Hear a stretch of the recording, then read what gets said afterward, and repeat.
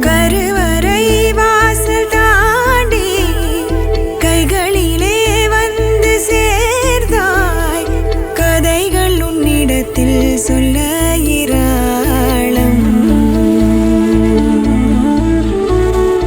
மடியினில் என்னை சாய்ப்பேனே, மார்பினில் உன்னை சுமப்பேனே. உனதிரு விழிகளிலே எந்தன் கனவு